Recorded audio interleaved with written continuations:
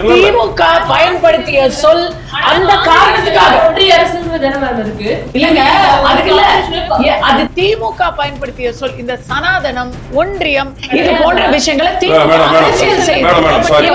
அரசியலாக்காம அடுத்த ஸ்டெப்புக்கு போகணும்னா அது தப்புதான், அதை மாத்தி தான் ஆகணும். Best Money Gold Jewelry Grand Royal Tours presents Behind Woods Face of the Digital Debate Show, powered by Raj Mahal Silks, Madurai. அந்த குறிக்கோள் தீர்மானத்திலே அவர் ஒன்றிய அரசுன்னு தான் சொல்லியிருக்கிறார். திரு ஸ்டாலின் அவர்கள் அதை கையில் பிடிச்சிக்கிட்டு அதை ஒரு அரசியல் மாதிரி வச்சுக்கிட்டு ஒன்றிய அரசுன்னு அதை தாக்கிக்கிட்டு மத்திய அரசை தாக்கிக்கிட்டு, ஆனால் தனிப்பட்ட முறையில் அவங்க பார்த்தோன்னா தாக்க மாட்டாங்க. எலெக்ஷனுக்கு முன்னாடி வரைக்கும் அவர் அந்த எதிர் விமர்சனம் வைக்கத்தான் செஞ்சார். அப்போ இதுக்கு முன்னாடி வரைக்கும் ஒன்றிய அரசு பயன்படுத்துற வார்த்தை தப்புன்னு ஒத்துக்கிறீங்க? எலெக்ஷனுக்கு முன்னாடி ஒரு நிலைப்பாடு, இன்னைக்கு ஆட்சிக்கு வந்துட்டோம், அப்ப நம்ம மத்திய அரசோட இணக்கமா போகணும்ல. பாஜக உள்ள வந்துரும், தாவேகாக்கு ஓட்டு போட்டா பாஜக உள்ள வந்துருங்கிற பிரச்சாரத்தை கொடுத்ததும் திமுக தான். மக்கள் பாஜகவையும் வெறுக்கவில்லை, தாவேகாவையும் வெறுக்கவில்லை. அதுதான் தேர்தல் முடிவு காட்டுது. இன்னும் சொல்ல போனா தேர்தலுக்கு அப்புறம் மக்கள் வெறுக்கல அப்படின்னாலும் தமிழகத்தில் பாஜக ஒரே ஒரு சீட்டு 1946ல நேரு அப்படிதான் சொல்லியிருக்காரு. 49ல அம்பேத்கர் அவர்களும் ஒன்றிய அரசு தான் சொல்லியிருக்காரு. சொல்லல, அதற்கு பின் ஒரு அரசியல் முதலமைச்சர்கள் யாராவது அந்த வார்த்தையை பயன்படுத்தினாங்களா? ஸ்டாலினுடைய அப்பா பயன்படுத்தினார். அவர் மத்திய நடுவண் அரசுன்னு பயன்படுத்தினாரு. நடுவன் அரசு சில இடங்களில் மத்திய அரசுன்றதுக்கு நடுவண் அரசுன்ற அண்ணா சொன்னாரா ஒன்றிய அரசு?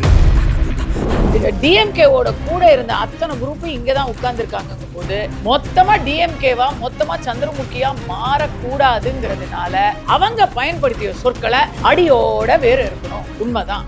அது சென்ட்ரல் கவர்மெண்ட் சொல்ல மாட்டீங்க, நீங்க ஒன்றிய கவர்மெண்ட் சொல்றதுல உங்களுக்கு என்ன தவறு கேக்குறேன் சொன்னா உங்களுக்கு என்ன பிரச்சனை? ஒரே விஜய்னு சொல்லும் பொழுது ஒருத்தங்க ஜோசப் விஜய்னு சொல்லி அதுதானே அவர் பேருன்னு எங்க கட்சியில ஒரு பெருந்தலைவர் கேட்கும் பொழுது அதான் மேடம், அதான் பாயிண்ட். சொல்லிக்கோங்க, சொன்ன நாம் தமிழரும் சொன்ன திமுகவும் என்ன பண்ணிக்கிட்டு இருக்காங்க?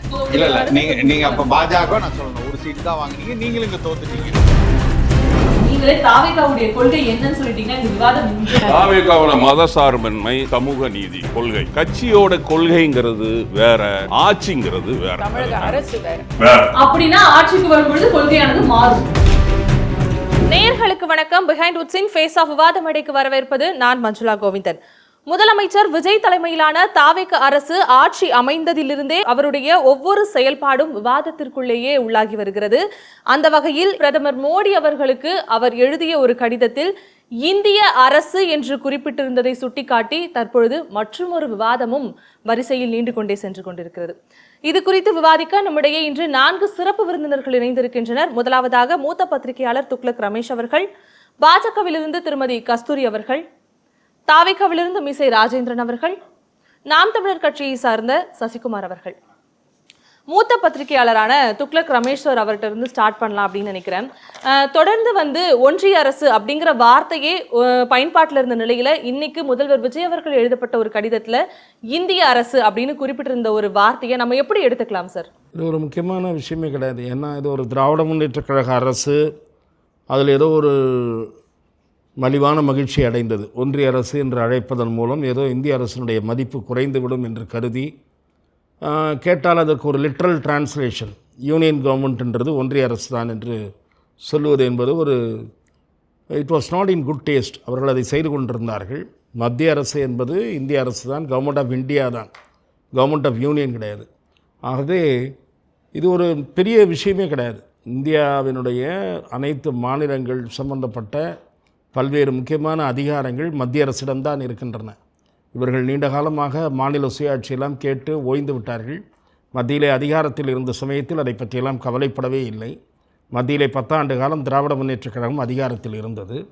அதிலே முதல் 5 ஆண்டு காலம் திராவிட முன்னேற்றக் கழகத்தினுடைய ஆதரவோடு தான் அந்த சர்க்கார் இயங்க முடியும் என்ற நிலை இருந்தது. இன்னொன்று திரு விஜய் அவர்களை சுற்றி இருப்பவர்களெல்லாம் பூரா ஆன்டி பிஜேபி கோரஸ் பாடுறவங்க. திருமாவளவன் அவர்கள்ட்டும் 2 கம்யூனிஸ்ட் கட்சிகளாகட்டும், இவர்களுக்கெல்லாம் பொழுது விடிந்து பொழுது போனால் மோடி பேஷன், மோடி எதிர்ப்பு அந்த இது பேசலைன்னா அவர்களுக்கு தூக்கமே வராது. எதுவாக இருந்தாலும் தூக்கி மத்திய அரசு மேலே பழைய போட்டுருணும். மாநில அரசின் இயலாமையை மறைப்பதற்கு கூட மத்திய அரசு மீது பழி போடுகிற ஒரு வழக்கம் இங்கே இருந்திருக்கிறது. ஆகவே நான் ஃபைனலாக என்ன சொல்ல விரும்புகிறோம்னா, திரு விஜய் அவர்களுடைய செயல்பாட்டை பொறுத்து தான் அவர் மத்திய அரசோடு இணக்கமாக போக விரும்புகிறாரா இல்லையான்னு பார்க்கணும். அவர் ஆளுநர் உரைக்கு நன்றி தெரிவிக்கிற விவாதத்துக்கு பதிலளிக்கும் போது சொல்லியிருக்கிறார், முந்தைய அரசை போல எதற்கெடுத்தாலும் மோதல் போக்கை கடைபிடிக்க மாட்டோம், மத்திய அரசோடு உரிமையோடு நாங்கள் பேசுவோம் செய்வோம்லாம் சொல்லியிருக்கார். we have to wait and see. Vijay அவர்கள் எப்போ நான் அரசியலுக்கு வரேன்னு சொன்னாரோ அன்னையிலிருந்து பாஜகவோட பி டீம் அப்படிங்கிற ஒரு விமர்சனம் அவர் மீது இருந்துட்டே இருக்கு. தாவேக்காவினரும் வந்து பதிலுக்கு திமுக தான் பாஜகவோடு வர்றாங்க அப்படிங்கிறதையும் சொல்லிட்டு இருக்காங்க. கடந்த 12 ஆண்டுகளுக்கும் மேலாக மோடி அவர்களுடைய ஆட்சியை வந்து போற்றத்தக்க ஒரு வகையில நடந்துகிட்டு இருக்கு. சரியா? இவங்களுக்கு வந்து இந்த ரகசிய டீலிங், அண்டர் ஹேண்ட் டீலிங் அதெல்லாம் தேவையே இல்லை. இது வரைக்கும் நீங்க மற்ற மாநிலங்கள்ல, ஏன்னா திமுக எப்போ அடிக்கடி இங்க இல்ல, திமுக அடிக்கடி சொல்லுவாங்க மணிப்பூரை பத்தியா, யூபிய பத்தியா அப்படிம்பாங்க. இன்னைக்கு தமிழ்நாட்டுல தாவேக்காவை பாரதிய ஜனதாவுடைய டீம் பின்னு சொல்றது யாருன்னு பார்த்தா யாருடைய பிரச்சாரம்? இன்னைக்கு தேர்தல்ல தாவேக்கா அபரிமிதமான ஒரு வெற்றியை தழுவி வர்ற வரைக்கும் பாஜக உள்ள வந்துரும், பாஜக உள்ள வந்துரும், தாவேக்காக்கு ஓட்டு போட்டா பாஜக உள்ள வந்துருங்கிற பிரச்சாரத்தை கொடுத்ததும் திமுக தான். மக்கள் பாஜகவையும் வெறுக்கவில்லை, தாவேக்காவையும் வெறுக்கவில்லை. அதுதான் வந்து இந்த தேர்தல் முடிவு காட்டுது. இன்னும் சொல்ல போனா தேர்தலுக்கு அப்புறம் மக்கள் வெறுக்கல அப்படின்னாலும் தமிழகத்துல பாஜக ஒரே ஒரு சீட்டு தானே வின் பண்ணி. அதுக்கு காரணம் எடப்பாடி அவர்களுடைய தவறான முடிவுங்க. அவர் வந்து அவர் எப்படி கால்குலேட் பண்ணிட்டாருன்னா, பிஜேபி வெர்சஸ் டிஎம்கே மற்றும் பலர் அப்படின்னு விஜய் அவர்கள் பேசிக்கிட்டு இருக்கிறாரு. சரிங்களா? மற்றும் பலர் கிடையாது, நான் வந்து டோட்டலா மெஜாரிட்டி ஏடிஎம்கே மட்டுமே ஜெயிக்கும், கூட்டணி கட்சிகளுக்கெல்லாம் தோக்குற சீட்டை கொடுத்துட்டு நாம மட்டும் ஜெயிக்கலான்னு அவர் நினைச்சாரு. ஆனா கணக்கு ரொம்ப தப்பா போச்சு. எல்லாரும் தோத்தாங்க, அவரும் தோத்தாங்க. மற்றவங்களுக்கு ஒரு கண்ணு போகணும்னு நினைச்சவருக்கு 2 கண் போச்சு. அதான் விஷயம். பாஜக இந்த இடத்துல எல்லாம் தாவேக்கா வந்து போட்டி கூட போடாம கூட இருந்திருக்கலாம் இல்லையா? அந்த கேள்வியே வந்திருக்காது. எல்லா இடத்துலையும் ரொம்ப குறைவான, ஃபர்ஸ்ட் ஆஃப் ஆல் நிறைய இடங்கள்ல பிஜேபிக்கு டிவிக்கேவே கிடையாது, காங்கிரஸ் தான், டிஎம்கே கூட கிடையாது. காங்கிரஸ் வேட்பாளர்கள் இல்லைன்னா கம்யூனிஸ்ட் வேட்பாளர்களுக்கு எதிராக தான் சீட்டே கொடுத்தாங்க. சரிங்களா? தாவேக்கா வேட்பாளருக்கு எதிராக மிக குறைந்த வாக்கு வித்தியாசத்துல ஒரு 6 தொகுதியில பாஜக தோர்த்திருக்கு. இதை நாம எண்ணி பார்க்கணும். இன்னைக்கு விஜய் அவர்களுடைய செயல்பாடுகளை பொறுத்த வரைக்கும் இந்த டீம் பிங்கிற பேச்சை யார் பேசுறாங்க? யாராலையா பேச முடியுமா? அவர் வந்து திமுக செய்த தவறுகள் எதையும் செய்யாம இருக்கணும்னு பாக்குறாரு. அதை நம்ம பாராட்டுறோம். எங்க கட்சியை சேர்ந்த கட்சி வேறுபாடு கிடையாது. அமைச்சர்களுக்கு மத்திய அமைச்சர் மாண்புமிகு நிதி அமைச்சர் நிர்மலா சீதாராமன் அவர்கள் இதோ 3 நாள் முன்னாடி தமிழகம் வரும் பொழுது மத்திய அரசுடன் இணக்கமாக செயல்படுவோம், தமிழ்நாட்டு நலனை கருதி நாம வந்து தேவையில்லாம உரண்டை இழுக்க மாட்டோம் அப்படிங்கறத ஒவ்வொரு இடத்துலயும் விஜய் அவர்கள் சுட்டி காட்டிக்கிட்டே இருக்கிறாரு. அதை அவங்க பாராட்டுறாங்க. 2வது இந்திய அரசுங்கிற பேச்சு தானே. சார் சொன்னதை வந்து நான் வழிமொழிகிறேன். எம்ஜிஆர் அவர்கள் மத்தியில ஆட்சியில எந்த அரசு இருந்தாலும் அவங்களோட கொஞ்சம் இணக்கமா போவாங்க. இவ்வளோ ஏங்க இன்னைக்கு வந்து தெலுங்கானால காங்கிரஸ் அரசுங்க, ரேவந்த் ரெட்டி காங்கிரஸ் முதலமைச்சர். இதை நான் நிறைய மேடைகள்ல பேசியிருக்கிறேன். அவர் பதவியேற்ற அன்னைக்கு நரேந்திர மோடி அவர்களை கூப்பிட்டு அவருக்கு ஒரு மரியாதை, ஒரு பெரிய மேடை நிகழ்ச்சி நடத்தி, நீங்க எனக்கு பெரிய அண்ணா, அண்ணனை பார்த்து தம்பி கேட்கிறேன், மத்திய அரசை பார்த்து தெலுங்கானா கேட்குது, உங்களுக்கு நாங்க எல்லா கோஆபரேஷனும் கொடுக்குறோங்கண்ணா, எங்களுக்கு வந்து நீங்க நல்லது செய்யுங்கண்ணான்ட்டார். பிஜேபிக்கு காங்கிரஸ்னா ஒவ்வாமை. அந்த காங்கிரஸ் மினிஸ்டர் வந்து நரேந்திர மோடி அவர்கள் வாயிலிருந்து ஆமா அப்படின்னு வரம் வாங்கிட்டார். அப்படி இருக்கும் பொழுது விஜய் அவர்கள் வந்து டைனமிக்கா இருக்கிறத நம்ம வரவேற்கிறோம். இன்னொன்னு, இந்த இந்திய அரசு பார்த்தீங்களா, அதுக்கு நான் வந்து சஜஷன் கூட கொடுக்குறேன். இப்ப தமிழக அரசு, தமிழ்நாடு அரசுன்னு சொல்றோம். அதே போல இந்திய அரசு, பாரதிய அரசு, பாரத அரசு அப்படின்னு சொல்லலாம். அதை விட சிறப்பா என்ன இருக்கும் தெரியுமா? ரொம்ப ஈஸி. யாருமே இந்த கேள்வியே இனிமே வராதபடிக்கு மாநில அரசு, மத்திய அரசுன்னு சொல்றோம்ல, மாநில அரசு தேசிய அரசுன்னு சொல்லிட்டு போயிடுங்க. மத்திய அரசுன்னு சொல்றதுனால விஜய் அவர்களுக்கோ தாவேக்காவுக்கோ அவங்களுக்கு ஓட்டு போட்ட மக்களுக்கோ எந்த விதமான பெரிய சர்ச்சையும் வரப்போறது இல்லை. அதுக்கே ரிவர்ட் ஆயிரலாம். State government, central government. Rajan sir, நீங்க சொல்லுங்க. தொடர்ந்து தாவேகாவை என்ன பண்ணாலும் பாஜகவோட பி டீம் அப்படிங்கிற ஒரு விமர்சனத்தை நீங்க எப்படி பாக்குறீங்க? அது மேடம் சொன்ன மாதிரி தான். அதாவது திமுக அப்படி ஒரு இதை வந்து பரப்பி விட்டாங்க. கடந்த 23ஆம் தேதி கூட சட்டமன்றத்தில் நாங்கள் யாருக்கும் பி டீம் கிடையாது, நாங்கள் மக்கள் டீம் அப்படின்னு சொல்லிட்டு தலைவர் வந்து தெளிவாக சொல்லியிருக்கிறாரு. அதே மாதிரி அதான் அண்ணன் சொன்னாங்க, ரமேஷ் அண்ணன் சொன்னாங்க, திரு எம்ஜிஆர் அவர்கள் 1980 இந்திரா காந்தி அம்மையார் பீரியடில் வந்து அவங்க ஆட்சி கலைக்கப்பட்டது.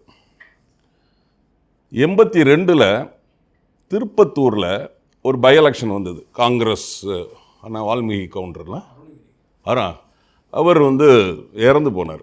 அப்போ நிற்கிறார், இறந்து போனது வால்மீகி கவுண்டர் காங்கிரஸில். அப்போ வந்து அண்ணன் சொன்ன மாதிரி அருணகிரி காங்கிரஸில் நிற்கிறாங்க. எம்ஜிஆர் அவர்கள் அந்த சமயம் வந்து அவர் வேட்பாளரை நிப்பாட்டலை. மோதல் போக்கு முதல்ல இருந்துச்சு, அப்புறமா ஆதரவு கொடுத்தார். 82க்கு பிறகு அவர் அண்ணன் சொன்ன மாதிரி மத்தியில் எந்த ஆட்சி வந்தாலுமே இணக்கமாக போனார். அதுக்கு காரணம் என்ன? அதையும் அண்ணன் தெளிவாக சொன்னாங்க. நமக்கு வேண்டியதை வந்து நம்ம வந்து அவங்கக்கிட்ட பேசி வாங்கிக்கணும்.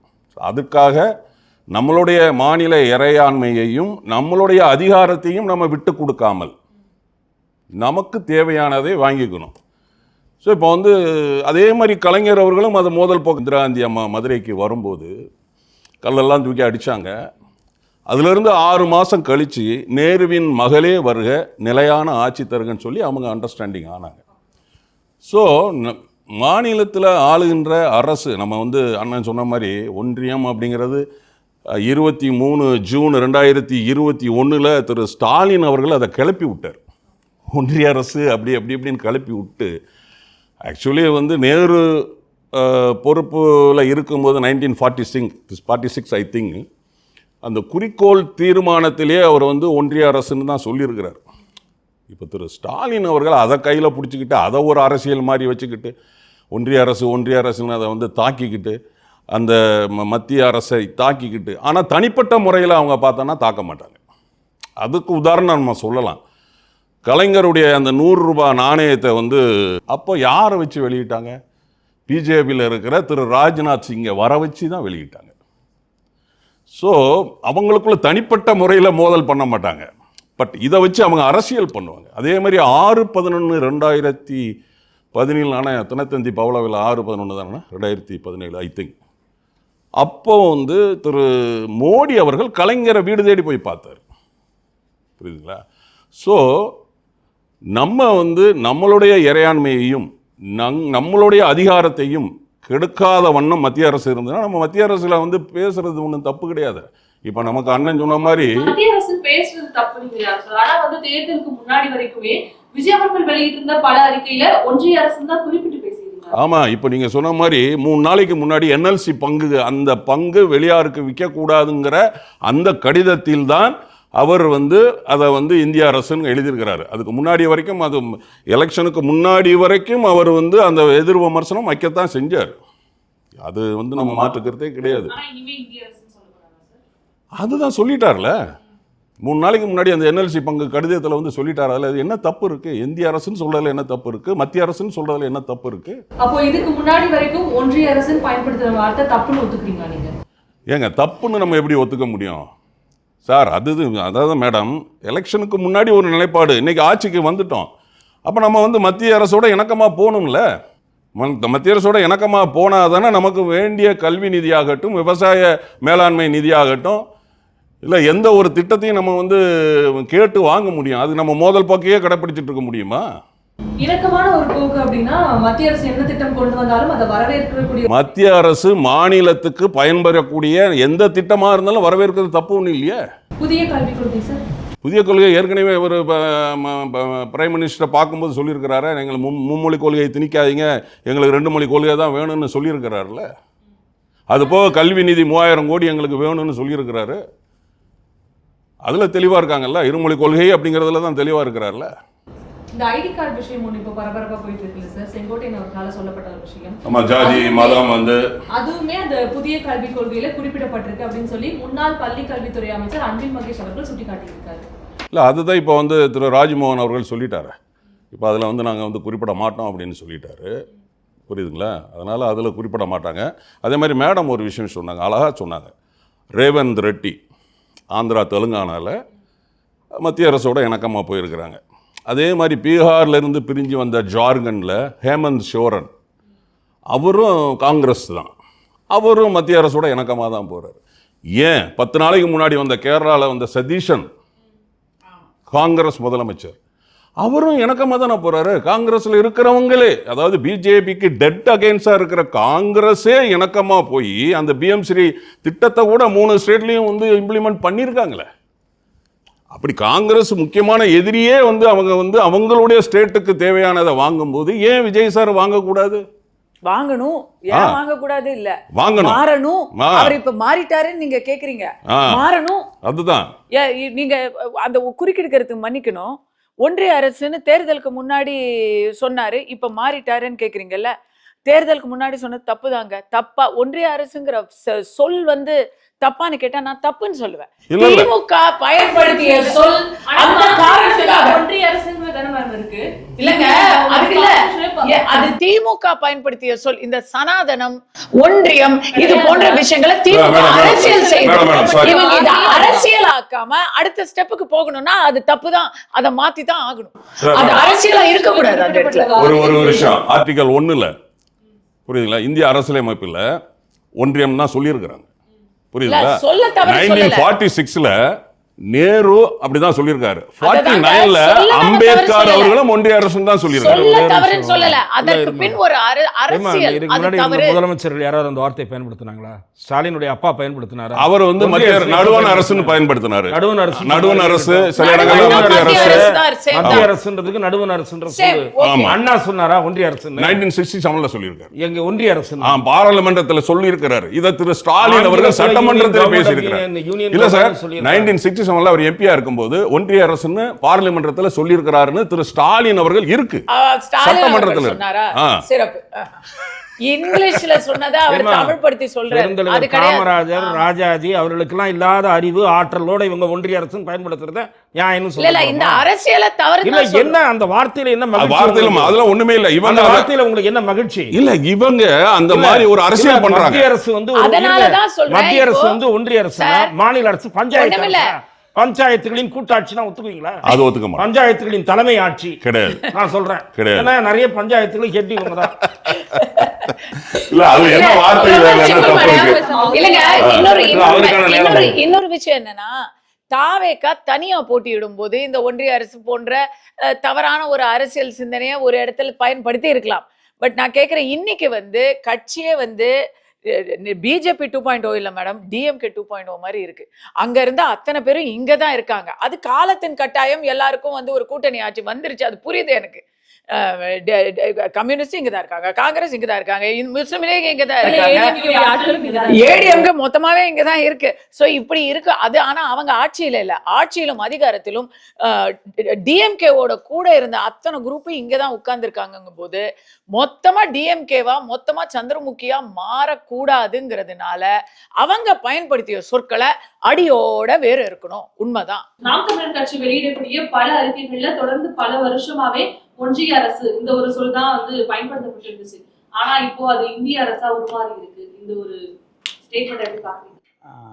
இல்ல, 2 பேர் சொன்னாங்க ஒன்றிய அரசு தப்பான வார்த்தை. கஸ்தூரி தப்பான சொல்லுன்னு சொல்லல, தப்பான அரசியல்னு சொல்றோம். இல்ல, அதுவே தப்புன்னு தான் சொல்றேன். அதுல என்ன தப்பு இருக்குன்னு எனக்கு புரியல. இட்ஸ் யூனியன் கவர்மெண்ட்டுங்கும் போது அந்த சொல்லாடல் ஒன்றிய அரசு தான். ஒன்றிய அரசுன்னு சொல்றதுல அது ரொம்ப கொச்சையான வார்த்தை. அது பாஜக தாக்குகிற வார்த்தை. நீங்க எப்படி நினைக்கிறீங்க? எல்லா ஸ்டேட்டும் இணைந்து தான் ஒரு சென்ட்ரல் கவர்மெண்ட் உருவாயிருக்கு. அதை ஏத்துக்கிறீங்களா இல்லையா? அது உண்மையா இல்லையா? நீங்க அது உண்மையா இல்லையா? ரெஸ்பாண்ட் பண்ணட்டுமா? இப்ப விஜய் அவர்களை வந்து இல்ல அது உண்மையா இல்ல, பஞ்சாயத்துக்கெல்லாம் சேர்ந்துதான் தமிழ்நாடு இருக்கு. அது ஆமா இருக்கு. அது தாண்டி ஒரு ஸ்டேட் இருக்கு, கவர்மெண்ட் இருக்கு. நீங்க தனித்து செயல்படுறீங்க. ஒரு அரசு, நான் சொல்லிடுறேன் மேடம், ஒரு அரசு, இங்குள்ள மக்களால் தேர்ந்தெடுக்கப்பட்ட ஒரு அரசு தன்னுடைய அதிகாரத்தை வைத்து செய்யக்கூடிய விஷயங்கள் எல்லாத்தையும் நீங்க ஒவ்வொன்றையும் நீங்க வந்து மத்திய அரசிடம் இல்ல யூனியன் ஒன்றியன் கவர்மெண்ட்டுடன் நீங்கள் கேட்டு அதோட கன்கரன்ஸோட தான் நீங்க செயல்படுத்துறீங்க அப்படிங்கும்போது அது சென்ட்ரல் கவர்மெண்ட் சொல்ல இல்ல இல்ல மாட்டீங்களா நீங்க? ஒன்றிய கவர்மெண்ட் சொல்றதுல உங்களுக்கு என்ன தவறுன்னு சென்ட்ரல் கேக்குறேன். கவர்மெண்ட் சொன்னா உங்களுக்கு என்ன பிரச்சனை? இல்ல அதுல என்ன தவறுன்னு கேக்குறேன். சென்ட்ரல்னா மத்திய நடுவண் அரசு சீமான் அவர்களே பேசியிருக்கிறாரு. நடுவன்னு சொல்லுங்க. ஏன் இந்த பிரச்சனை வந்துன்னு கேக்குறேன். ஏன் முதல்ல ஸ்டாலின் அவர்கள் பேச ஆரம்பிக்கிறார் அப்படின்னா, எந்த இடத்திலும் மாநிலத்தின் சுயாட்சியோ மாநிலத்தின் கொள்கையிலோ மாநிலத்தின் ஏதாவது ஒரு தீர்மானங்கள் நிறைவேற்றப்பட்டதையோ நீங்கள் செவிசாய்த்து கூட கேட்கலையே. நீங்க கவர்னர் இங்க கொண்டு வந்து வச்சுட்டு எந்த மனு நீங்க எது நீங்க வந்து கவர்னர் கூட்டணியில் இருக்கக்கூடிய கமல்ஹாசன் அவர்கள் கூட மைய அப்படிங்கிற வார்த்தையை தான் பயன்படுத்துவார். நீங்க எந்த இடத்துலயுமே நீங்க ஆளுநரை வைத்துக்கொண்டு இங்க ஒரு நிழல் ஆட்சியை நடத்தி கொண்டு என்ன சென்ட்ரல் கவர்மெண்ட் இங்க சொல்லுதோ அதை மட்டும் தான் நீங்க நிறைவேற்றக்கூடிய வேலையை செஞ்சிட்டு இருக்கீங்க. அப்ப உங்களுக்கு உணர்த்துவதற்காக இது எத்தனை மக்களும் தேர்ந்தெடுக்கப்பட்ட இங்க ஒரு ஆட்சி இருக்கு, அதுவும் இந்த மத்தியில் ஒரு அங்கமா இருக்கிறது என்று உணர்த்துறதுக்கு தான் அந்த வார்த்தையை தவிர மக்கள் உணர்த்திட்டாங்க. இது தேவையில்லாத ஆணின்னு மக்கள் உணர்த்திட்டாங்க. இப்ப விஜய் கட்சி உதாரணம் கேக்குறேங்க. எங்க கட்சியில ஒரு தலைவர் விஜய் ஊரே விஜய்னு சொல்லும் பொழுது நான் கேக்குறேன், பேர்ல என்ன இருக்குன்னு கேக்குறீங்கல்ல, ஊரே நடிகர் விஜய்னு சொல்லும். அப்போ நீங்க மட்டும் தான் ஜோசப் விஜய் சொன்னீங்க. அதுக்கு தான் வரேன். இப்போ எங்க போச்சு அது? அதுக்கு தான் நான் கேக்குறேன். அதான் கேக்குறேன். இப்ப அவரே சொல்ல ஆரம்பிச்சாரு. அது ஹெச் ராஜா சொன்னது இப்ப அவரே சொல்ல ஆரம்பிச்சாரு. அததான் நான் சொல்றேன். ஊரே விஜய்னு சொல்லும் பொழுது ஒருத்தங்க ஜோசப் விஜய்னு சொல்லி அதுதானே அவர் பேருன்னு எங்க கட்சியில ஒரு பெருந்தலைவர் கேட்கும் பொழுது அதான் மேடம், அதான் பாயிண்ட். நீங்க அப்ப என்ன சொன்னோம், நான் விஜய் அவர்களுக்கு அப்ப வந்து நான் கட்சியில இல்ல, நான் அப்ப வந்து பேசி இருக்கிறேன். ஜோசப் விஜய்னு இந்த இடத்துல சுட்டி காட்ட வேண்டிய தேவை என்ன? இது ஒரு அரசியல், இது அவதுதானே அவர் பேரு. ஆமா, அதான் அவர் பேரு. ஆனா அதற்கு பின்னாடி இருந்த நோக்கம் என்ன? அது கேள்வி. அதேதாங்க ஒன்றியம்னு சொல்றது. ஒன்றியம் தானே? ஆமா ஒன்றியம் தான். பின்னாடி இருக்கிற நோக்கம் தவறு.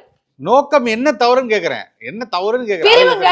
ஒன்றிய அரசுனா அப்ப நீங்க ஒன்றியம்ங்கிறது எப்படி பிரிவாகுன்னு எனக்கு புரியல. பிரிஞ்ச அரசா நீங்க? யுனைடெட்னு சொல்லும்போது எப்படி அது பிரிவுன்னு கேக்குறேன். அங்க இருக்கிற கவர்மெண்ட் யுனைடெட்னா நீங்க செப்பரேட்டா? தனி தமிழ்நாடு கேக்குறீங்களா? யார் கேட்டது? யார் கேட்டது? அப்ப ஏன் ஒன்றியம் சொல்றீங்க? நீங்க ஒன்றியத்தை நீங்க டைவர்ட் பண்ணாதீங்க. ஒண்ணே ஒண்ணே நான் சொல்றேன். எதுங்க? கவர்மெண்ட் ஆஃப் இந்தியா இருக்குல்ல, ஃபர்ஸ்ட் ஸ்டேட்மெண்ட் அது இந்திய பார்ட் 1 மட்டும் கிடையாது, 395 ஆர்டிகல் வரைக்குமே ஒன்றியம் தான் இருக்கும். எல்லா மத்திய அரசு எல்லா ஒன்றியம் தான் இருக்கும். இந்தியா பாரத்ங்கிறது தான் ஆரம்பம். ஆமா, நீங்க என்ன இப்படி பேசுறீங்க? பிரியாமல்ல படிச்சீங்க, உள்ள போனது போய் கான்ஸ்டிடியூஷன் முன்னாடி பேஜ் படிக்க மாட்டீங்க. இந்தியா பாரத்னு இருக்கு. அதான் ஆரம்பமே. ஆரம்ப வார்த்தை அதுதான். ஏமா அது உள்ள இருக்கிறதுக்கு நீங்க போறீங்க. பிகினிங் என்ன? இந்தியா இல்லங்க. அத நம்ம ஓகே அர்த்தம் பத்தி இங்க நம்ம தமிழ் கிளாஸோ ஆங்கில மொழி என்ன உங்களுக்கு ஒன்றியம்னு சொல்லணும்னு என்ன பிடிவாதம் எனக்கு புரியல. கவர்மெண்ட் ஆஃப் இந்தியா தானே லெட்டர் போடணும். மினிஸ்டர் ஒன்னும் பிரச்சனை கிடையாது. நீங்க தாராளமா சொல்லிக்கோங்க. தாராளமா சொல்லிக்கோங்க. சொன்ன நாம் தமிழரும் சொன்ன திமுகவும் என்ன பண்ணிட்டு இருக்காங்க? இல்ல நீங்க அப்ப பாஜக நான் சொல்லணும் ஒரு சீட்டு தான் வாங்குனீங்க, நீங்களும் இங்க தோத்துட்டீங்க. பாஜக தமிழ்நாட்டுல ஆட்சியில இருந்துச்சு. தமிழ்நாட்டுல பாஜக 4ல இருந்து 1. அதை விடுங்க. 19 ஸ்டேட்ல நீங்க எப்படி ஆட்சியை பிடிச்சீங்க? இங்க எந்த இடத்துல நிக்கிறீங்க? பாஜக எந்தெந்த இடத்துல தாவேகாவின் பின்னாடி இருந்து செயல்படுது எல்லாம் நடந்து கொண்டுதான் இருக்கு. ஆளுநர் உரையில் ஆரம்பிச்சு நீங்க அன்னைக்கு சிபிஐ ஆபீஸ்ல என்ட்ராய் உள்ள போயிட்டு வெளியில வந்ததுக்கு அப்புறம் அவரோட நடவடிக்கைகள் எப்படி இருந்தது? இன்று வரை பாஜக மௌனமாக இந்த ஆட்சியில் எல்லா விஷயத்தையும் பின்னாடி இருந்து இயக்கி கொண்டிருக்கிறது. எல்லாம் தெல்ல தெளிவாக தெரியும். என்ன பேச விட்டுங்க, நான் சொல்லிடுறேன். நாங்க 2 பேரும் எங்களை வந்து நீங்க ஒத்து உதவ வச்சிருவீங்க. இல்ல அததான் சொல்றேன். நீங்க எந்தெந்த இடத்துல எல்லாம் நீங்க ஒண்ணுமே இல்ல. நீங்க ChatGPT எல்லாருமே யூஸ் பண்ணணும்னு நினைக்கிறேன். ஒண்ணுமே இல்ல. இந்த என்டிஏ கவர்மெண்ட் எந்தெந்த ஸ்டேட்ல எல்லாம் ரூல் பண்ணுன்னு ஒரு ஜஸ்ட் ஒரு ChatGPTல போட்டுக்காங்க. அதுல தமிழ்நாடு அலையன்ஸ்லயும் இதுல இருக்குன்னு போடுது. சரியாயிடும் சார்.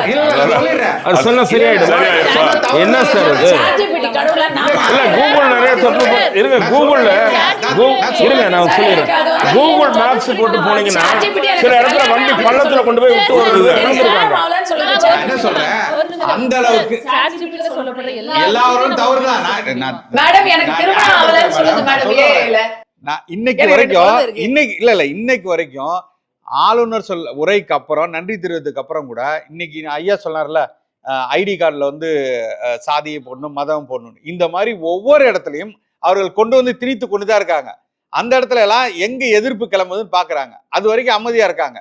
எதிர்ப்பு கிளம்பிருச்சு அப்படின்னா அதை கொஞ்ச நாள் தள்ளி போடுறாங்க. இப்படியாப்பட்ட வேலைகளை பாஜக பின்னாடி இருந்து இவர்களை இயக்கி கொண்டுதான் இருக்குது. மறைமுகமாக ஒரே ஒரு சீட்டு ஜெயிச்ச பாஜக, நான் பேசுறேனே ஐயா முடிச்சிடறேன், அதுக்கப்புறம் நீங்க பேசுங்க. பாஜக ஒரே ஒரு சீட்டை மட்டும் ஜெயிச்சுட்டு இவ்வளவு நாட்கள் அமைதியாக நின்று வேடிக்கை கொண்டு பார்த்துருக்கு. இது ஒரே ஒரு உதாரணம் மட்டும் நான் சொல்றேன். இங்கு கள்ளப்பட்டின்னு கோயம்புத்தூர் பக்கத்துல ஒரு இடம், அந்த இடத்துல ஒரு சர்ச்சு, அது சுவாமிநாதன் அவர்கள் ஜட்ஜ்மெண்ட் இது கொடுத்துருக்காரு, இன்டரிம் ஸ்டே கொடுத்துருக்காரு. அங்கு ஒரு கிறிஸ்துவ கோயில் கட்டப்படுது, கிறிஸ்துவ இது. அதுக்கு வேகமாக போய் அந்த இடத்துல போய் அது கட்டக்கூடாது, அது தடைங்கிறாங்க. சரி, ஒரு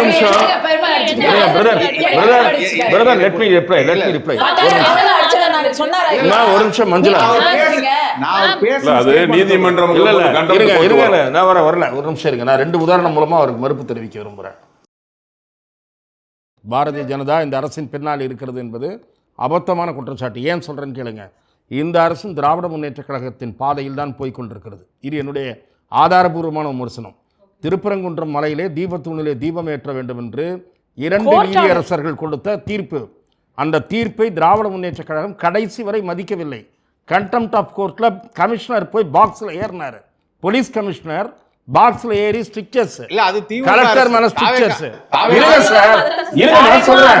தாவேகா இன்றைக்கு நாங்கள் மேல்முறையீடு செய்வோம் என்கிறது. அடுத்த உதாரணம் சொல்றேன். இஸ்லாமியர்களா கன்வெர்ட் ஆனவர்கள் திடீரென்று அந்த ஜாதிய ரீதியான சலுகையை பெற முடியாதுன்னு 2 நீதியரசர்கள் தீர்ப்பளித்திருக்கிறார்கள். ஜாதி ரீதியான சலுகைகளை பெறுவதற்காகவே இன்றைக்கு தமிழ்நாட்டில் மதமாற்றம் சில இடங்கள் நடக்குது. இது ஏற்றுக்கொள்ளப்பட முடியாத வழிமுறை. இதை பாஜக எதிர்க்கிறதா? எந்த பாஜக கண்டிக்கிறது.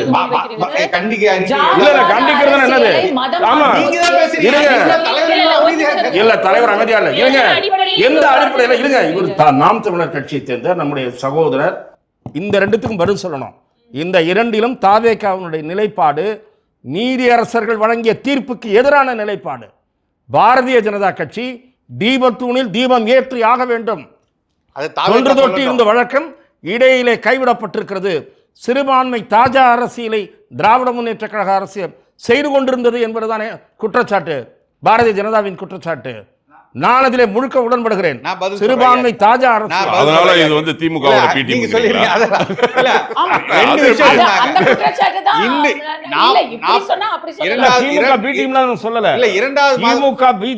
பிஜேபி தாவேகாவை இயக்குகிறது என்பது இந்த 2 விஷயங்களிலும் அடிபட்டு போகிறது.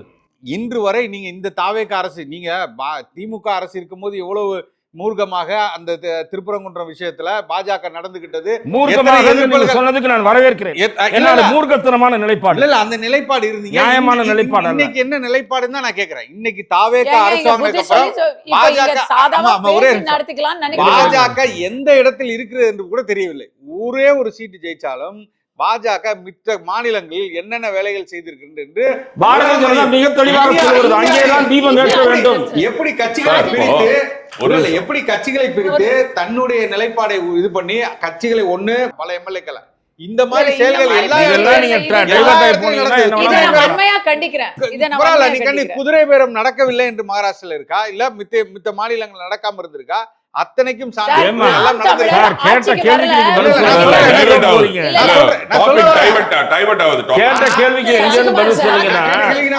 சொல்ல மாட்டேன்றீங்க. பாரதிய ஜனதா கட்சி பாரதிய ஜனதா கட்சி தீபம் ஏற்ற வேண்டும் என்கிறது. 40 நாள்ல பாஜக எந்த இடத்துல அறிக்கை கொடுத்திருக்கு? இந்த அறிக்கை கொடுத்துதான் என்ன கொடுக்கல, நீங்க படிக்கல. நயினார் நாகேந்திரன் நேற்றைய தினம் இல்ல, ஒரு வாரத்துக்கு முன்னாடி மிக தெளிவா சொல்லியிருக்காரு. இந்த 2 நாளைக்கு முன்னாடி தீபத்தூண் விவகாரத்தில் சொல்லியிருக்காரு. இந்த மலையில தீபம் ஏற்றுவதற்கு எதிராக போறது நாங்கள் ஏற்றுக்கொள்ளவில்லைன்னு சொல்லியிருக்காரு. நீங்க படிக்காம இருந்துட்டு அவங்க ஒண்ணுமே சொல்லல. இல்லங்க, படிக்காமலாம் இருக்க வேணாம். நான் இத கூட கொள்கை ரீதியான மத ரீதியான பிரச்சனைகளை கூட நம்ம விட்டுருவோங்க. பெண்கள் பாதுகாப்புக்காக பாரதிய ஜனதா கட்சி தமிழ்நாட்டுல ஒரு மிகப்பெரிய போராட்டத்தை நடத்தி இருக்கு. அதை நீங்க படிக்க கூட வேணாம், இந்த மாதிரியான சம்பந்தப்பட்ட விஷயங்கள்ல தாவேகா ரொம்ப சாஃப்டாவே ஹேண்டில் பண்றாங்க, காட்டமான விமர்சனங்களை எப்பவுமே முன்வைக்க மாட்டேங்கிறாங்கன்ற ஒரு விமர்சனம் இருக்கு. உங்களுடைய பதில் என்னவா இருக்கு சார்? இல்லை, இப்போ சார் சொல்றாங்க அது அப்ளை பண்ண போகிறாங்க கோர்ட்டில் அப்படின்னு. கோர்ட் அது வந்து நார்மல் ப்ரொசீஜர். ஏன்னா ஒரு 30 days வந்து டைம் கொடுப்பாங்க. அதில் வந்து அப்ளை பண்ணுறதுங்கிறது ஒரு நார்மல். எந்த ஒரு வழக்காக இருந்தாலும், எந்த ஒரு நீதிமன்றத்துக்கு போய் ஒரு வழக்கு போனாலுமே 30 days வந்து டைம் டியூரேஷன் கொடுப்பாங்க. இல்லைனா அந்த ஜட்ஜியை பொறுத்து 60 days வந்து டைம் டியூரேஷன் கொடுப்பாங்க. ஸோ அது வந்து அதுக்காக வந்து அப்ளை பண்ணியிருக்கலாம். இப்போ நம்ம இவங்க சொன்ன மாதிரி ஒன்றியம் மத்திய அரசு சொல்லாடல் அந்த வார்த்தை நமக்கு அவசியம் இல்லை. செயலாற்றல் அவசியம். செயல்படுத்தணும்.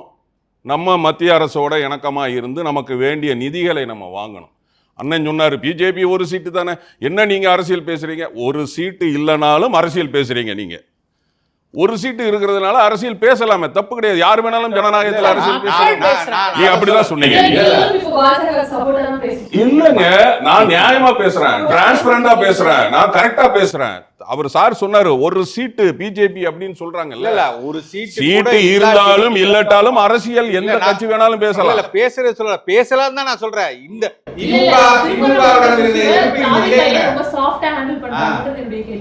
சாஃப்டா ஹேண்டில் பண்றோம்னா உங்களுக்கு அதான் சொல்றோம்ல, இந்துக்களும் தேவை, இஸ்லாமியர்களும் தேவை, கிறிஸ்துக்களும் தேவை. ஆமா, நியாயம் ஏதோ அது நடக்கும். ஆமா, அதுதான் கோர்ட்டுக்கு போயிருக்காங்க. அந்த கோர்ட்டும் சொன்னா அது நடைமுறைப்படுத்துவாங்க. என்னுடைய நிலைப்பாடு நான் சொல்ல முடியாதுல்ல. எங்க கட்சி தலைவரோட நிலைப்பாடு என்னங்கிறது அவர் தான் சொல்லணும். சிறுபான்மையினர் இடஒதுக்கீடு இத பத்தி உங்களுடைய கருத்து என்னவா சார்? அது என்ன உண்டோ அதை பண்ணணும். சிறுபான்மையினர் இடஒதுக்கீடை வந்து நம்ம வந்து கொடுத்து தான் ஆகணும். புரியுதுங்களா? இப்போ வந்து இந்த மத்திய அரசு வந்து சில விஷயங்கள் வந்து நிறைய நம்ம பார்த்துட்ருக்குறோம். இந்த 2017 ஜிஎஸ்டி கொண்டு வந்தாங்கன்னு நினைக்கிறேன். அதுக்கப்புறம் 2020 கல்வி கொள்கையை கொண்டு வந்தாங்க. அவங்க எல்லாமே கொண்டு வந்து இல்ல சார், நீதிமன்றத்துல வந்து வழக்கு தொடரப்பட்டு தமிழ்நாடு அரசு அந்த தோல்வியை தான் சந்திச்சிருக்காங்க. அப்போ தமிழக அரசினுடைய தரப்புல இருந்து என்ன மாதிரியான வாதங்கள் முன்வைக்கப்பட்டிருக்குன்ற ஒரு கேள்வி வருது இல்ல சார்? ஏன் தோல்வி இந்த இடத்துல சந்திச்சிருக்காங்கன்ற ஒரு கேள்வி. அது எப்போ எந்த பீரியட்ல தோல்வி நடந்தது? இப்போ சார் அரசாணையே ரத்தாயிருக்கீங்க. இப்போ அதுக்கு இப்போ அப்ளை பண்ணுவாங்க. அடுத்து ஒரு டைம் டியூரேஷன் இருக்குல்ல. இஸ்லாத்தை தழுவிய பட்டியலின சமுதாயத்தினருக்கு என்ன அந்த தீர்ப்பு வருது அப்படிங்கிறது. அந்த தீர்ப்பு வேற. நீங்க கேக்குறது நேத்து கொடுத்தாங்க.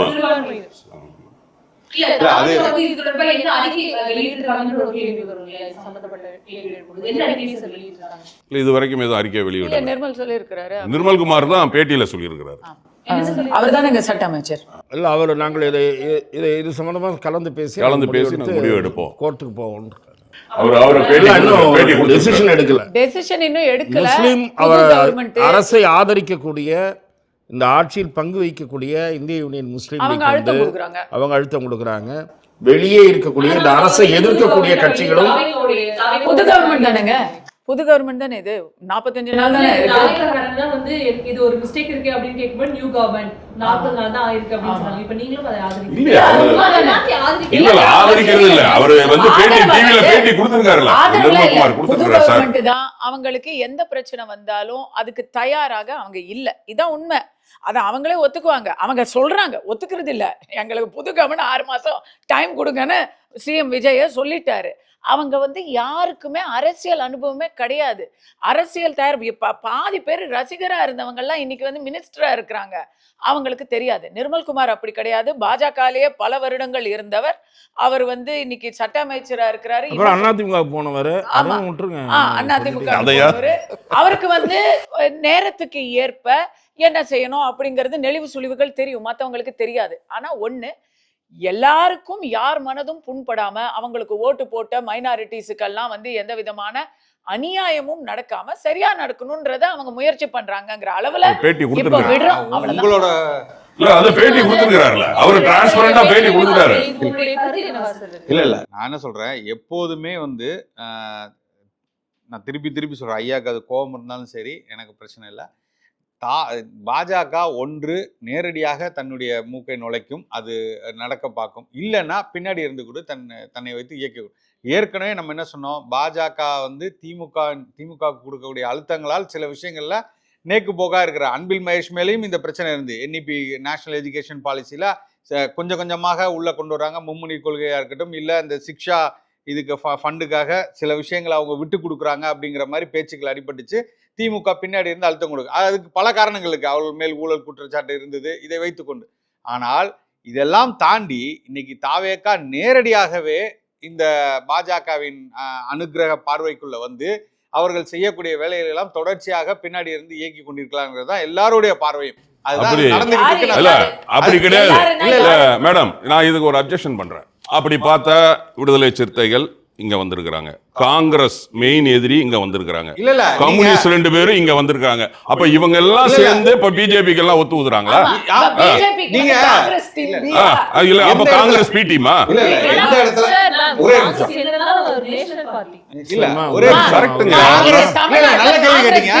காங்கிரஸ் இங்க பாருங்க, காங்கிரஸ் தாவேக்குடன் சேர்ந்ததுக்கு அப்புறம் தான் இன்னும் அதிகமா இருக்கு. ஏன்னா காங்கிரஸ் ஒருபோதும் இவர்கள் வந்து நீ காங்கிரஸ் இருக்கு 19 இடங்களை விட்டு விட்டு இன்னைக்கு நிக்கக்கூடிய காங்கிரஸ் கொண்டு வந்த திட்டங்களை தான் இன்னைக்கு பாஜக செயல்படுத்துது. எல்லா இடத்துலயும் அதை முதன்மையாக சொல்றாங்க. இது வந்து காங்கிரஸ் கொண்டு வந்த திட்டம், எல்லா திட்டம் ஐயாவே ஏத்துக்குவார். காங்கிரஸ் கொண்டு வந்த திட்டத்துலதான் பாஜக அதுல சின்ன ஃபைன் டியூன் பண்ணி அரசியல் கொஞ்சமாவது இருக்கணும். நேரா சொல்லுங்க. ஒரு கவர்மெண்ட் ஆஃப் இந்தியா அரசுக்கும் கட்சிக்கும் வித்தியாசம் இருக்கு. கட்சி ரீதியாக நமக்குள்ள கருத்து வேறுபாடு இருக்கலாம், விவாதம் இருக்கலாம். அதுக்காக இந்தியால நாளைக்கு வந்து பாகிஸ்தானோட போர்னு சொன்னா காங்கிரஸ் இருந்தாலும் சரி, பாஜக இருந்தாலும் சரி, நாம ஒரே நிலைப்பாடு தான் சார் எடுக்க முடியும். எப்படி ஒரே நிலைப்பாடு எடுப்பீங்க? கட்சியினுடைய கொள்கை அரசு பிரதிபலிக்கும் இல்லங்க. இந்தியாவுடைய மக்கள் நலதான் எந்த அரசா இருந்தாலும் பிரதிபலிக்கணும். இப்ப நாளைக்கு வந்து ஒரு போர் வருது, உங்களுக்கு வேற அரசியல்ங்கிறது வந்து ஒண்ணுதான். நீங்க இப்போ எங்க கட்சிக்கு கொள்கை போய் நாம நீ காங்கிரஸ் பிஜேபி பேசுவாங்களா? இவர் பேசுவாரா? ஏங்க நீட் பாலிசி வந்து பல பேர் எதிர்க்கிறாங்க, வேணாங்கறாங்க. அதை தான் நீங்க செயல்படுத்தினீங்க.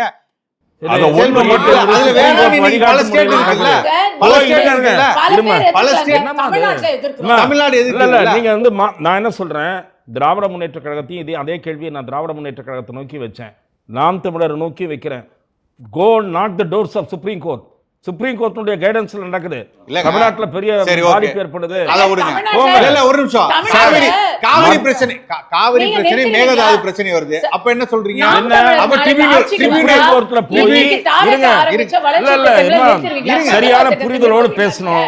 சுப்ரீம் கோர்ட் மூலமா ஒருத்தர் பேசுங்க. இருங்கம்மா ப்ளீஸ், கையில் லெட் மீ ஃபினிஷ். இருமா, சுப்ரீம் கோர்ட்ல போய் தமிழ்நாட்டினுடைய காவிரி உரிமையை சட்ட ரீதியாக பாதுகாத்தவர் செல்வி ஜெயலலிதா. சும்மா சட்டமன்றத்தில் தீர்மானம் போட்டா நிறைவேறாது. நீட்டை ஒழிக்க வேண்டும், சட்டமன்றத்தில் தீர்மானம். நீங்க தீர்மானம் நிறைவேற்றினா சரியா போச்சு. இன்னைக்கு சென்ட்ரல் கவர்மெண்ட் சொல்லிருக்காங்கல்ல, சுப்ரீம் கோர்ட் என்ன ஆர்டர் போட்டிருக்கு, அதை சென்ட்ரல் கவர்மெண்ட் நிறைவேற்ற மாட்டேது. ஏன்? எந்த ஆர்டர்? ஏன் எந்த ஆர்டர்? காவிரியில இத்தனை டிஎம்சி தண்ணி கொடுக்கணும். அது பிஜேபி நிறைவேற்றணும். காங்கிரஸ் அவங்க அங்க இருக்கிற காங்கிரஸ் அவர் கேட்டதுக்கே நான் பதில் சொல்றேன். நீங்க ஒரு ஆர்டர் இம்ப்ளிமெண்ட் பண்ணலன்னா பரவாயில்லையா? அந்த ட்ரிபியூனல் அது செயல்படுத்தலன்னா சுப்ரீம் கோர்ட்லயும் தான், லீகல் ஃபோரம்ல தான் முறையிட முடியும். நீங்க அசெம்பிளில நிறைவேற்ற தீர்மானம் மடிச்சு டேபிள்ல ஃபைல் பண்ணி வச்சுக்கலாம். nothing more than that. அப்ப you can go to Supreme Court. என்ன சட்டம்னா நீங்க எல்லா விவாதத்துக்கும் ஒரே ஒரு புள்ளி வைக்க முடியுமா சார்? நீங்களே தாவேகாவுடைய கொள்கை என்னன்னு சொல்லிட்டீங்கன்னா இந்த விவாதம் இங்கே. தாவேகாவோட மதசார்பின்மை, சமூக நீதி கொள்கை. கட்சியோட கொள்கைங்கிறது வேற, ஆட்சிங்கிறது வேற. தமிழக அரசு வேற. அப்படின்னா ஆட்சிக்கு வரும்பொழுது கொள்கையானது மாறும். அப்படி சொல்ல முடியாதுங்க. மக்களோட நலனை நீங்க பார்க்கணும். எப்படி மக்களோட நலன்? எல்லாத்துக்கும் மோதிரம் கொடுக்குறேன், தங்கம் கொடுக்குறேன், எல்லாம் கொடுக்குறேன், வந்தோடனே நான் வந்து 2500 கொடுக்குறேன், வந்து உள்ள வந்ததுக்கு அப்புறம் நீங்க மாறிக்கலாம். நீங்க சொல்லிருக்காரு 6 மாசத்துல நான் கொடுக்குறேன்னு சொல்லிருக்காரு. முன்னாடி சொன்னாரு அவர். அப்ப சொல்லல 6 மாசம் ஓட்டு வாங்கும்போது ஏமாத்தில வாங்குனீங்க. மதசார்பின்மை அப்படிங்கிறது தேர்தலுக்கு முன்னாடி, தேர்தலுக்கு வந்த பிறகு அதை மறந்து செயல்படுவோமா? மறந்துலாம் செயல்படலையே. நீங்க ஒரு விஷயம் நீங்க பண்ணணும். இப்போ வந்து அவங்க வந்து கொள்கை தலைவர்கள் 5 பேரை சொல்லியிருக்கிறாரு, அதே மாதிரி கொள்கையும் சொல்லியிருக்கிறார். புரியுதுங்களா? இதுக்கு மதசார்பின்மை, சமூக நீதியின் கொள்கையை சொல்லியிருக்கிறார். அது சொல்லியிருக்கிறாரா? சிரிக்கிறாரு அவரு. சொல்லியிருக்கிறாரா? நீங்க நான் அப்புறம் வந்து நாம் தமிழர் அண்ணனை பத்தி பேச வேண்டியது அரசியல் முன்பு அப்புறம் யாரு ஆனா, அவர் ஆட்சிக்கு முன்னாடி சரி, இப்போ வந்து திமுக மட்டுமே தான் focus பண்றாரோன்னு ஒரு பயம். யாரு? விஜய் சாரா? மொத்தமா சொல்றேன். விஜய் சார் நாயகம் மாட்டாரு. சார் இப்போ முன்னாடி இருந்த ஆட்சி அவங்க ஆட்சி தானே, அப்போ அவங்கள தானே பேசுவாங்க. அதுக்கு முன்னாடி இருந்த அதிமுக ஆட்சி ஆட்சி மாறியும் திமுக மீதான விமர்சனம் மட்டும்தானே சார் நாளுக்கு நாள் தொடர்ந்துட்டு இருக்கு. நாளுக்கு நாள் எப்படி இது ரொம்ப எல்லாம் வரலங்க, கொஞ்சம் கொஞ்சமா குறைஞ்சிட்டு தான் இருக்கு. ஆமா, அது இப்போ நீங்க அப்போ இருந்த அந்த அரசியல், அப்போ இருந்த அந்த ப்ரொபகண்டா, அந்த பிரச்சாரத்துல அது இருந்தது அதிகமா. இப்போ வர வர குறைஞ்சிட்டு தான் இருக்குது. இந்திய அரசு மேல எப்படி சார் விமர்சனம் வைக்க போறீங்க? குறைஞ்சு சொல்லு. இல்ல எதுக்கு வைக்கணும்? நீங்க என்ன இது பண்றீங்க? தவறு அவங்க செஞ்சு- தாராளமா வைப்பாங்க. நீங்க அதெல்லாம் வைப்பாங்க. ஏங்க ஏன்னா எங்களுக்கு பக்கத்துல வர வேண்டிய இருங்க. நிதி வரலன்னா இதை கூட நம்ம அவங்க இதெல்லாம் தான் செய்வோம். பக்கத்துல விசிகா இருக்கு, ஆ. கம்யூனிஸ்ட் இதை இருக்கு, விட அவங்க 2 பேரும் தான் அவர்கள் எல்லாம் சொல்லுவாங்க. நான்டி இவர் சொல்ல பிஜேபி மாட்டாரு. பீப்புள் எல்லாம் இல்ல, பக்கத்துல இருக்காங்க. இருக்கு. நிதி அதனால சரியான தான் நிதி நான் வரலன்னா தொடர்ந்து வைக்க தான் சொல்றேன். செய்வாங்க. இருங்க, அதனால தான் நான் தொடர்ந்து சொல்லிட்டு இருக்கேன். விவாதத்தின் பாரதிய ஜனதா கட்சி ஆரம்பத்துல தாவேக்காவுமே ஒன்றிய அரசு தான் சொல்லியிருக்காங்க. இப்ப மாத்திக்கிட்டாங்க, நீங்களும் மாத்திக்கங்க மேடம். இல்ல, பாரதிய ஜனதா கட்சியை கொள்கை ரீதியாக எதிர்ப்பதாக சொல்லிக்கொண்டு கண்மூடித்தனமான எதிர்ப்பு நிலையை எடுக்கக்கூடிய அரசியல் கட்சிகள் தாவேகாவை சூழ்ந்திருக்கிற காரணத்தால், அவர்களுடைய தயவில் இந்த அரசு பிழைத்திருக்கிற காரணத்தால் தாவேகா பாரதிய ஜனதா ஆதரவு நிலையை எடுக்க வாய்ப்பே இல்லை. அதை நல்லா புரிஞ்சுங்க. நாம் இந்த விவாதத்தின் பொருள் அதில் நான் சொல்ல வர்றது, மத்திய அரசுடன் இணக்கமாக செயல்பட்டால் மாநிலம் பயன்பெறும். மோதல் போக்கோடு செயல்பட்டால் நீங்கள் மோதிக்கிட்டே இருக்க வேண்டியது தான். திராவிட முன்னேற்ற கழகம் மாதிரி பொய்யும் சொல்லி தான் நீங்கள் வண்டியை ஓட்டி ஆகணும். மத்திய அரசு மாநில அரசுக்கு எந்த நிதியும் கொடுக்கல, எந்த நிதியும் கொடுக்கல. இதுதான் சொல்லுவாங்க. மாநில அரசுக்கு எந்த நிதியும் கொடுக்கல. நிர்மலா சீதாராமன் 108 முறை சொல்லிவிட்டார். ஜிஎஸ்டி வந்து கொடுக்கலன்னு சொன்னாங்க. கடைசியில் அந்த அம்மா கொடுத்துட்டான்னு சொன்னாங்க. கணக்கு இருங்க காட்டிட்டாங்க. இருங்க, எல்லாம் அதே மாதிரி. சரி, நிதி ஆயோக் ஜிஎஸ்டி மட்டும் இல்ல, நிதி ஆயோக் கூட்டத்தில் தான் சொல்லியிருக்கிறாரு. கல்வி நிதி கேட்டிருக்காப்புல 3000 கோடியை வந்து ரிலீஸ் பண்ணுங்கன்னு சொல்லியிருக்கிறாரு. கோவையில் வந்து எய்ம்ஸ் வரணும்னு சொல்லியிருக்கிறாரு. சென்னை டு கன்னியாகுமரி வரைக்கும் அதிவேக ரயில் திட்டம் வரணும்னு சொல்லியிருக்கிறாங்க. இல்ல, இப்போ கேட்டிருக்காரு. இந்த விஷயங்கள்லாம் நிறைய கேட்டிருக்காரு. அது இனிமே தான் பார்க்கணும். மத்திய அரசு கொடுக்குறாங்களாங்கிறத நம்ம பார்க்கணும். புரியுதுங்களா? அதே மாதிரி 6 வழிச்சாலை கேட்டிருக்காரு. திருச்சியிலேருந்து கோவைக்கு கேட்டிருக்காரு, செங்கல்பட்டுலேருந்து திருச்சிக்கு கேட்டிருக்காரு. நிறைய எல்லாம் கேட்டிருக்காங்க. அது கொடுக்கணும்ல. இப்போது ஒரு விஷயந்தான், நம்ம என்னென்னா அண்ணன் சொன்ன மாதிரி நமக்கு தேவையானதை கேட்டு வாங்கணும். அதில் போய் நம்ம அரசியல் பண்ணிகிட்டு இருக்கக்கூடாது. மாநிலம் நல்லா இருக்கணும், மக்கள் நல்லா இருக்கணும் அப்படின்னா நம்ம தேவையானதை நம்ம கேட்டு வாங்கணும். அதில் போய் நம்ம வந்து மோதல் போக்கை நம்ம திராவிட முன்னேற்ற கழகம் கடைப்பிடித்த மாதிரி நம்ம கடைப்பிடிக்கணும்னு அவசியம் இல்லையே. நமக்கு தேவையானதை நம்ம கேட்டு வாங்கணும். மாநில உரிமைகளை விட்டு கொடுக்காமல் இந்திய கூட்டாட்சி நடைமுறைப்படி அரசியலை புரிந்து நமக்கு தேவையானதை நம்ம வாங்கிக்கணும். இன்னொன்னு என்ன தெரியுமா, மத்திய அரசோட சண்டை போடுறதுக்கு தனிப்பட்ட முறையில முதல்வர் விஜய் அவர்களோ இல்ல தாவேக்காவோ எந்த முயற்சியும் எடுக்க தேவையில்லை. அதான் அந்த கூட்டணி குரூப் இருக்கு, அவங்கள கிளப்பி விட்டா அவங்க திட்டிக்கிட்டு இருப்பாங்க பிஜேபியா. அங்க அந்த ரெண்டு ஒரே கல்லுல 2 மாங்காய். காவேரி பிரச்சனையை பத்தி நான் ஒண்ணு சொல்லணும்னு நினைச்சேன். என்னன்னா, இப்ப காங்கிரஸும் பாஜகவும் ஒரே குரல்ல பேசுறது இல்லைங்க. இத தலைப்புல தான் அதாவது காவேரி பிரச்சனையில தண்ணி கொடுக்கணுங்கிறது தமிழ்நாட்டுடைய நிலைப்பாடு. கோர்ட்டுடைய வர்டிக்டும் அதுதான், சரிங்களா? ஆனா கர்நாடகாவால பாஜகவா இருந்தாலும் சரி, காங்கிரஸா இருந்தாலும் சரி, இன்னைக்கு 2 பேர்ல யார் அங்க ஆட்சியில இருந்தாலும் தண்ணி கொடுத்துருவாங்களா? சோ மத்திய அரசு தான் கொடுக்கணும் தண்ணியா அப்படிங்கிறது அந்த இடத்துல கர்நாடகா தான் அங்க கொடுக்கணும். பிஜேபி கொடுத்துருமாங்க? அவங்க கன்னட மக்களுக்காக தானே அவங்க பேசுவாங்க. ஆனா நியாயம் யார் பக்கம் இருக்கு? தமிழ்நாடு, பாண்டிச்சேரி, கேரளா 3 பேருக்கு இங்க தண்ணி வர வேண்டி இருக்கா இல்லையா? சோ அரசியலையும் கட்சியையும் நீங்க கன்ஃபியூஸ் பண்ணணும். இல்ல, இன்னொரு விஷயம் குறுக்கீடுக்கு மன்னிக்கணும். நீங்க சொன்னீங்க, அப்ப திரு விஜய் அவர்கள் நினைத்து இருந்தால் அதிமுக பிஜேபி கூட்டணியோட சேர்த்து ஆட்சி அமைச்சிருக்கலாமே. மதசார்பின்மை அங்கே வருத, உடனே இங்க கேப்பிய பிஜேபி கூட இல்ல, வெறுமை ஏடிஎம்கே மட்டும் வச்சு அது அடுத்த கட்டம். இது அவர் மதசார்பின்மைன்னு சொன்னார்ல, அப்ப அதை வந்து அவர் மேனேஜ் பண்ணிட்டு அதை பெண்ட் ஆகிட்டு அங்க போய் சேர்ந்துருக்கலாமே. அவர் சேரலையே. சேராம 5 நாள் காத்திருந்து அதற்கு பிறகுதானே ஆட்சி அமைக்கிறாரு.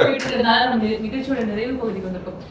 காங்கிரஸ் வகை சார்ந்த உயர்கல்வித்துறை அமைச்சர் விஸ்வநாத் அவர்கள் வந்து ஆளுநரே பல்கலைக்கழகத்தினுடைய வேந்தரா இருக்கலாம் அப்படிங்கிற ஒரு கருத்தை சொல்லியிருக்காரு. இந்த ஒரு ஸ்டேட்மெண்ட்டை நீங்க எப்படி சார் பார்க்கறீங்க? இல்லை, அதை பிறகு அவர் ரெட்ராக்ட் பண்ணார். இல்லை, நான் வந்து திருப்பி சொல்கிறேன்ல, ஒவ்வொருத்தரும் பாஜகவின் சின்ன சின்ன விஷயங்களை எடுத்து கொண்டு வந்து பேச ஆரம்பிக்கிறாங்க. இது ரொம்ப முக்கியமான விஷயம். ஏற்கனவே பெரிய அளவில் வந்து எதிர்ப்பு தெரிவிச்சிருந்தாங்க. அதை வந்து திருப்பி இவர் எடுத்துகிட்டு வந்து பேசுகிறாரு அப்படின்னா பேசி மறுபடியும் வாபஸ் வாங்கிட்டார் சார். அதான் ஒவ்வொன்றும் அப்படி தான். ஐயா சொன்னார் இல்லையா, ஃபர்ஸ்ட் இவர் பேசினாரு, அப்புறம் வந்து செங்கோட்டையன் அவர்கள் பேசினாங்க, அப்புறம் ராஜ்மோகன் வந்து வாபஸ் வாங்கிட்டார். இப்படி ஒரு இதுவாக வந்துக்கிட்டே இருக்கும். அதற்கெல்லாம் இங்கே எதிர்ப்பு குரல் எழும்பொழுது அதை வாபஸ் வாங்குவாங்க. இந்த இடத்துல தான் இன்னைக்கு பாஜகவின் விஷயங்கள் அவங்க செஞ்சுக்கிட்டு இருக்காங்க.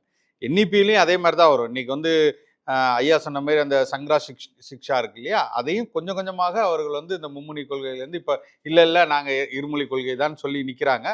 போக போக காலம் போக போக இன்னும் ஒரு 6 மாத காலத்தில் இவர்கள் மீது சிக்கல்கள், நிறைய பிரச்சனைகள் தொடர்ச்சியாக தாவேகா மேல் வர ஆரம்பிச்சிருக்கு. ஒவ்வொரு அமைச்சர் மேலேயும் பல குற்றச்சாட்டுகள் வர ஆரம்பிச்சிருக்கு. அவர்களும் இந்த சிக்கலில் மாட்டிக்கொண்டே இருக்கிறாங்க. அதை அவர்கள் வந்து ரீல்ஸு இந்த மாதிரி ப்ரமோஷன் மூலயமா கொஞ்சம் கொஞ்சமாக அதை மறக்கடிச்சு வேற டைவர்ஷன் பாலிடிக்ஸ் பண்ணிட்டு இருக்காங்க. இதெல்லாம் தாண்டி ஒரு இடத்தில் அவர்கள் சிக்கலில் மாட்டும் போது தெரியும் யார் பின்னாடி இருக்கிறாரு. ஓகே, உங்ககிட்ட இருந்தா அந்த விவாதம் தொடங்குச்சு. உங்களுடைய நிறைவு பார்வை இந்த விவாதத்தை ஒட்டி எப்படி இருக்கு? இல்லை, நான் முதல்ல சொன்ன கருத்தை தான் திரும்பவும் சொல்ல போகிறேன்.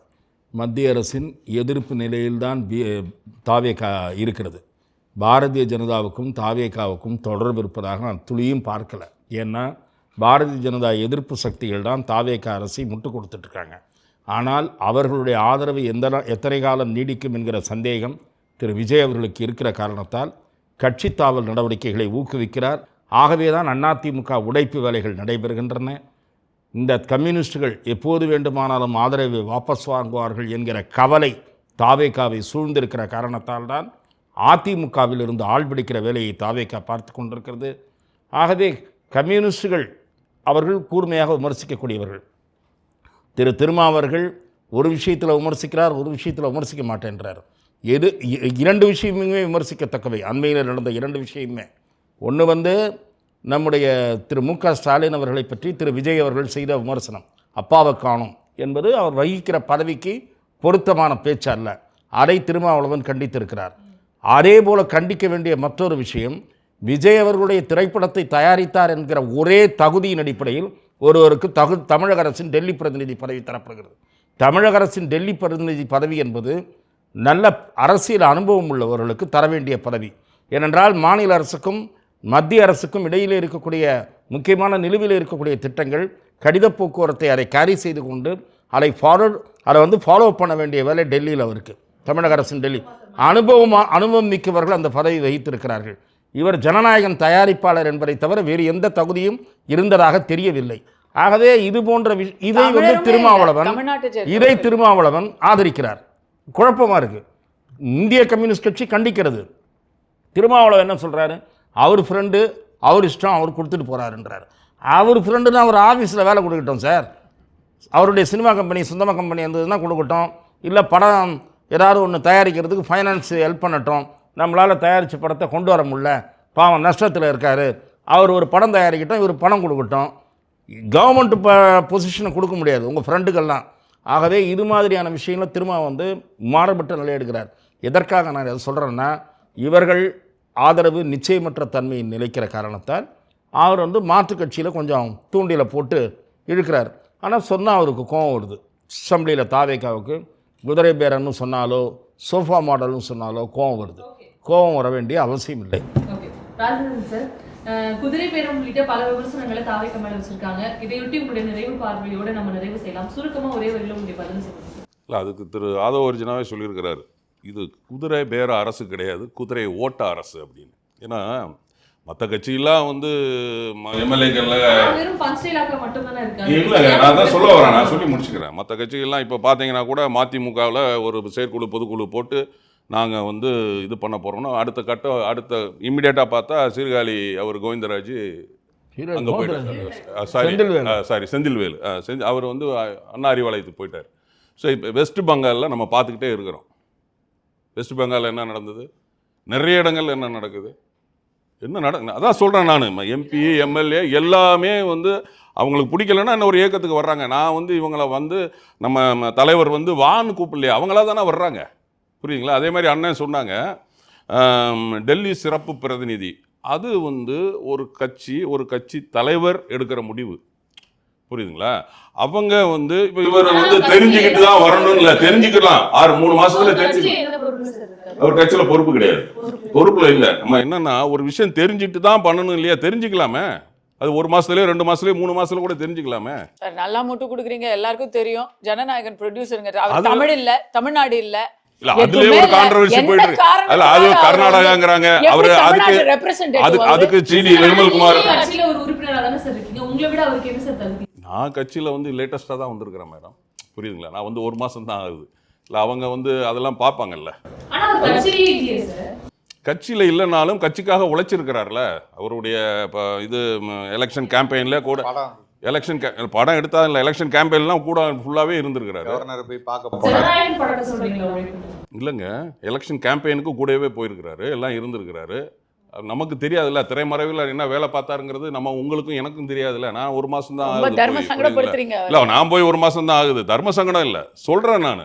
இல்லை டெல்லி சிறப்பு பிரதிநிதி வந்து அனுபவம் வாய்ந்தவர்களை மட்டும்தான் அனுப்பணும், தமிழ்காரங்களை மட்டும்தான் அனுப்பணும் அப்படிங்கிறது வந்து ஒரு சட்டம் இல்லையா? ஒரு சட்டம் இல்லையா? ஒரு பைலா இல்லையா? இது இந்தியாங்கிறது யுனைடெட் தானே. இல்ல நான் அப்படி கேட்கல. கர்நாடகால இருந்து ஒரு ஹீரோயின் நடிச்சிருக்காங்க, கேரளால இருந்து ஒரு ஹீரோயின் நடிச்சிருக்காங்க, அதே ஜனநாயகன் படத்துல. இப்படி என்ன இப்படி பேசுங்க? எனக்கு வந்து சசிகுமார் சார் சொன்னதை வந்து நான் கொஞ்சம் நன்றி நவிலுதெல்லாம் நான் இப்போ பயன்படுத்திக்கிறேன். மற்றதெல்லாம் எல்லாரும் பாயிண்ட்ஸ் எல்லாம் பேசிட்டோம். நிறைய இன்னும் விஜய் அவர்களை பத்தி பல விமர்சனங்கள் விவாதங்கள் வந்து கொண்டு இருக்கும். அதையெல்லாம் நம்ம பேசத்தான் போறோம். ஆனா இன்னைக்கு நான் வந்து நன்றி தெரிவிச்சுக்கிறேன். ஏன்னா இந்த வடிவேலு ஏதோ ஒரு காமெடி சீக்வன்ஸ்ல கடன் கேட்பாங்க. 10 ரூபாய் கொடுக்குறேன் மேல கேளு, 20 ரூபாய் கொடுக்குறேன் மேல கேளு, 500 ரூபாய் கொடுங்க, எனக்கு ரொம்ப கஷ்டமா இருக்குன்னு. அதுவும் டேய் என்ன நம்பி நீ 500 ரூபாய் கடன் கேட்ட பாரு, எனக்கு ரொம்ப பெருமையா இருக்குன்னு வடிவேலு சொல்லுவார். அது போல பாஜக எங்களுடைய ஒரு ரீஸ்ட்ரக்சரிங்க இப்போ ஃபோக்கஸ் பண்ணிக்கிட்டு இருக்கோம் தமிழ்நாட்டில். ஆனால் எங்களை நம்பி நாங்கள் தான் எங்கள் பின்னால திரைமறைவில் நாங்கள் வந்து காய் நகர்த்துறோம் அப்படின்னு சொல்றதெல்லாம் வந்து அதுக்கு நன்றி இல்லை. நான் குறைச்சிலாம் சொல்லலைங்க. ஒரு தேவை இல்லாமல் ஒரு அரசியல்லையோ ஒரு ஆட்சியிலையோ பாஜக என்றுமே தலையிடாது. நீங்க வந்து அங்க பண்ணீங்க இங்க பண்ணீங்கன்னு சொல்றீங்களே, அதுக்கு அவர் ராஜேந்திரன் அவர்கள் சொன்ன பதில தான் சொல்லுவேன். எங்கேயுமே பாஜக வந்து நீ வா அப்படின்னு எல்லாம் கூப்பிட்டதில்லை. எல்லாரும் அவங்களுடைய தேவைகளுக்காகவும் அரசியல் விருப்பத்துக்காகவும் வர்றாங்கன்னு சொன்னா வராத பாஜக